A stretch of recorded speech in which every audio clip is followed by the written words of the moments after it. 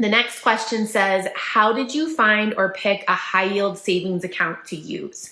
So this is something that a lot of times people stress out about a lot. I will say that it's not that stressful of a decision and isn't something you necessarily want to spend an inordinate amount of time researching, and here's why. I think people are nervous about it because high yield savings accounts tend to be associated with online only banks. Because those banks don't have kind of the brick and mortar infrastructure, they have a lower cost. That is how they are able to pay you a higher interest rate. You know, they don't have branches that they have to have open everywhere, that they have to staff everywhere.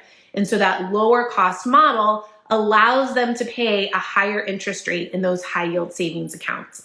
And some people, that makes them uncomfortable, that there's no branch office to walk in through somewhere. But it is that lower cost structure that allows them to pay you a higher interest rate. So that's the first thing, is that getting kind of comfortable with that. The way you get comfortable with that is that all of these banks should be FDIC insured. So if you go into the footnotes of any of these online banks offering a high yield savings account, there should be somewhere that says, FDIC insured.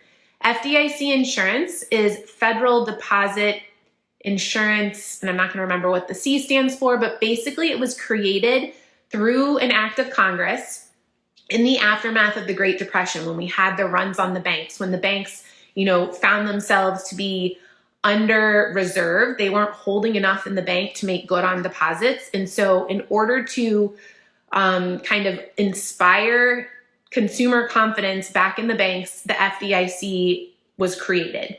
What it does is it insures deposits in any account up to $250,000. So in the event that a bank were to go belly up or go out of business, the federal government would make you good on your money up to $250,000. So long as when you go to look at any of these high yield savings accounts and they have that FDIC insurance on there, that's like another kind of peace of mind that you can count on, that no matter what happens to this bank, I feel confident, secure, comfortable about, my money's going to be there. Now, the third thing that you want to look at is, what is the rate that they're actually paying? And in the current environment, as interest rates are ticking up, you should start to see those interest rates tick up as well. We went from, call it 2% that a lot of these accounts were paying kind of pre-pandemic, down to as low as like 0.5% as rates got cut to near zero. And now that rates are rising again, these banks are slowly raising their rates again. Now, some are raising them faster than others. I would say most are around 3.5% right now. There are some, like CIT Bank, I believe, which is now offering as high as 4%. Oftentimes, the ones that are offering above market, it can be for kind of like a limited time only. But it can be worth it if you are going to get an extra 1% or 0.5% for a year, and you have a sizable amount kind of in that emergency fund or sinking fund that you're saving for. Now, other things that you might look at is like, okay, what are the fees on the account? How many transactions am I limited to a month? This is not a checking account, right? So if you're making a lot of withdrawals and deposits in any given month, you might get hit with fees associated with that. The other thing to look for is like, how quickly do they credit the money to your account? And if you need to transfer it somewhere, how quickly do those transfers take place? Those are some of the things to look for. Other things that some people like is there are some high yield savings account like the Allies of the world that offer like where you can create buckets within your savings account. So if you have like multiple sinking funds, like maybe you're saving money for a vacation, you're saving money for a down payment on a house, you're saving money for, saving up to buy a new car. And then you also have, I'm trying to think of like another example of a sinking fund, but say you have multiple sinking funds, you can track that kind of on paper, but some people like the technological benefit that some of these high yield savings accounts offer, where it allows you to bucket it for you in your own account. And so that's something that some people like as well. But in general, I would say, as long as it's FDIC insured, go with whoever's offering the highest rate. And you can be, you can feel secure in that decision, but it's not, this isn't This isn't going to be, this isn't like choosing an investment per se. There's less risks associated with it, more security associated with it. And generally speaking, you really just kind of want to go with whoever's offering a good rate consistently for, the majority of the time. So I hope that helps. I can tell you, I personally use Marcus by Goldman Sachs. I really like their mobile app. I find the ease of making transfers in and transfers out relatively seamless.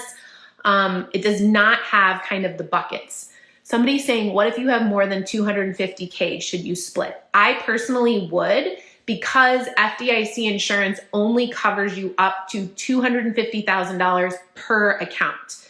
So you might want to kind of spread that around at multiple accounts. The other thing that I would say is I would kind of caution against holding that much cash and not investing it. Because of things like inflation, that cash is going to lose its purchasing power.